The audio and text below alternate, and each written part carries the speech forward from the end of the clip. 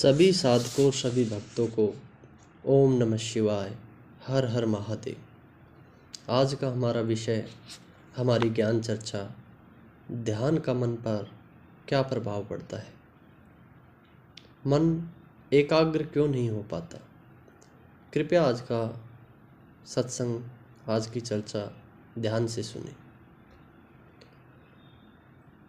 ध्यान करते समय हमारा मन स्थिर नहीं हो पाता।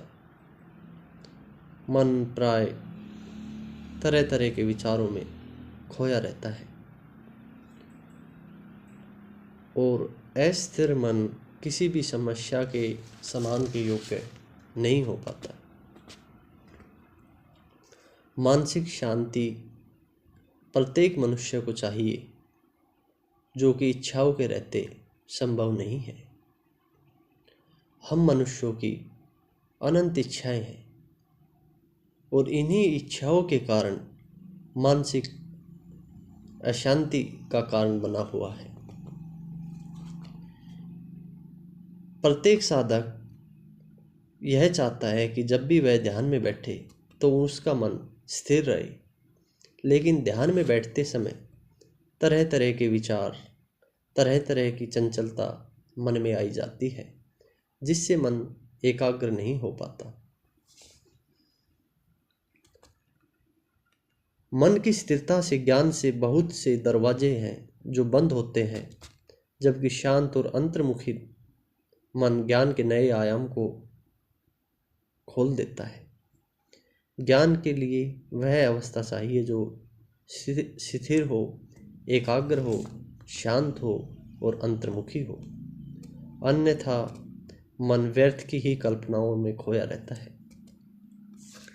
मन को किसी भी कल्पना से खाली करने के लिए उपाय मात्र एक ध्यान है। इससे मन में सहनशीलता, शांत, सूक्ष्म और हल्का होता है। जब नित्य हम ध्यान का अभ्यास करते हैं तो साधक का मन लगातार एक अच्छी ऊर्जा उसके अंदर प्रवाहित होती है, जो मन को शालीनता, निरअहंकारिता, साहस और धैर्य जगाती है। ध्यान जनित विश्राम मन को तनाव से मुक्त करता है और निराश मन में आशा का संचार होता है। ध्यान के द्वारा मन सांसारिक और आध्यात्मिक दोनों उपलब्धियों को प्राप्त नहीं हो सकता।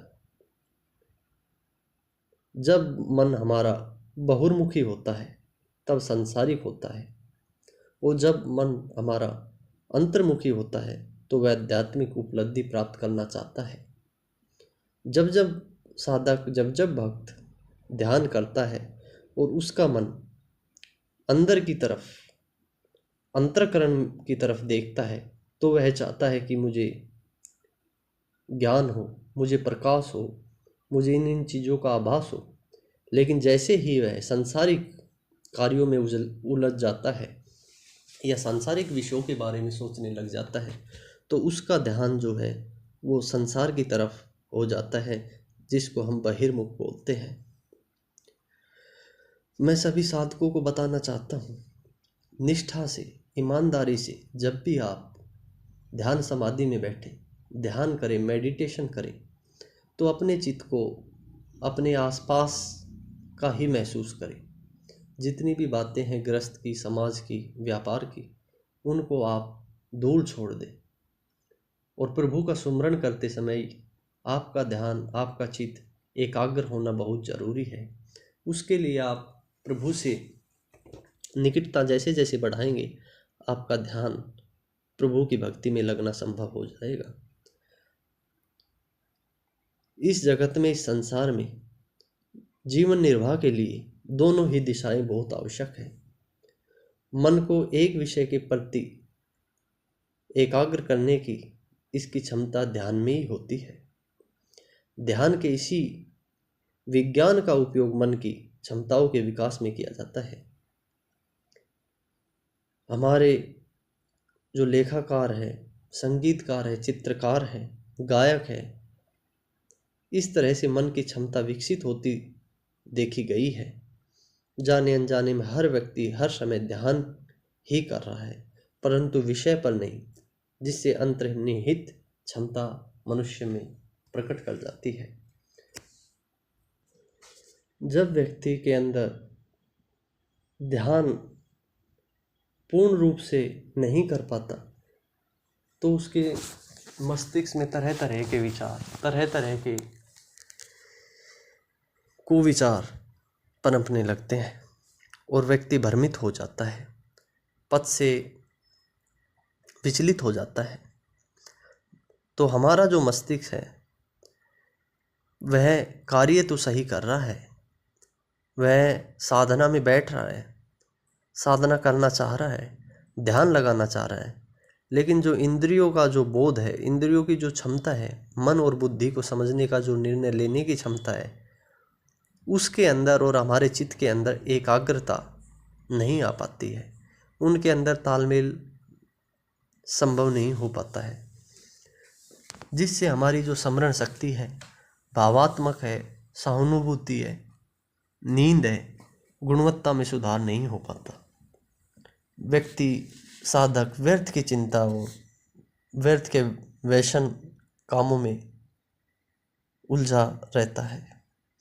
हमारी आदतें बदलने व नई आदतें आने में ध्यान अति सहायक सिद्ध होता है। व्यक्ति जब ध्यान के मार्ग में प्रवाह करता है तो अध्यात्म में मन और विचारों के प्रति इतनी विमुखता क्यों आ जाती है?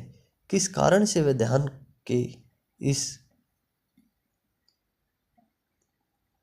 बंधन को तोड़ नहीं पाता? क्योंकि मोक्ष सुख दुख इसी का कारण है।